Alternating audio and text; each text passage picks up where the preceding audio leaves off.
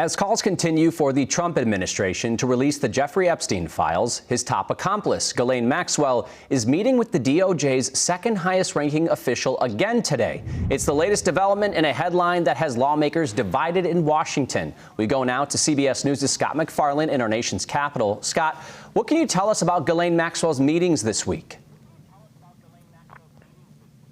Hey, Jeff, we know they're controversial. We know critics of the administration are going to say that this is some form of political cover as they deal with this firestorm of controversy over the Jeffrey Epstein matter and Jeffrey Epstein's case proper.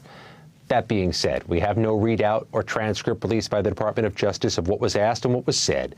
There are questions about whether Maxwell is truthful in the first place, because she has a history of being untruthful with investigators. And the Department of Justice has had access to Maxwell for quite some time now, for many years. So there's no revelations guaranteed. Now, even high-ranking Republicans are calling on the president to release these files. Is it fair to say many lawmakers believe the American people deserve to know the details of this case? It is a unique coalition that is formed here. You have some of the most ardent supporters of MAGA and the president, some of the most conservative members of the party and of the Congress, joining with this universal front of Democrats, all of whom are trying to agitate or advocate for the release of these files, perhaps knowing it's a political problem for Republicans and the president.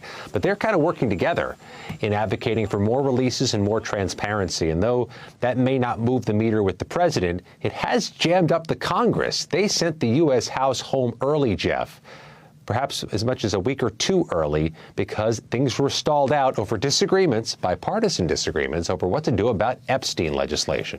Yeah, that move got people fired up. What do we know about the president's relationship with Epstein?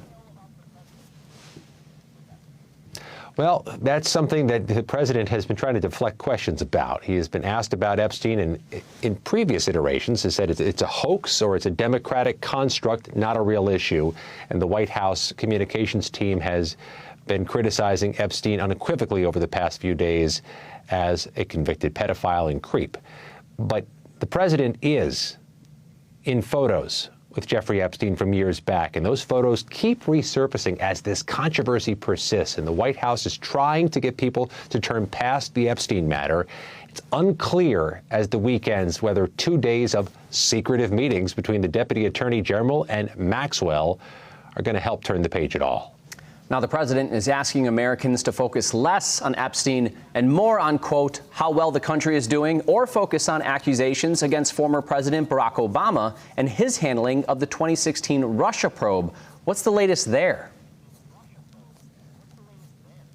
You know, there's this call from the president and some people in the administration to investigate, if not prosecute, people who he claims are responsible for what he calls Russiagate, the investigation into whether Russia meddled in the 2016 election. A bipartisan Senate panel determined, yes, Russia tried to meddle in the 2016 presidential election, but the president's accusing former President Obama and some key officials of being either criminal or being inappropriate with their actions in triggering that investigation or supporting that investigation.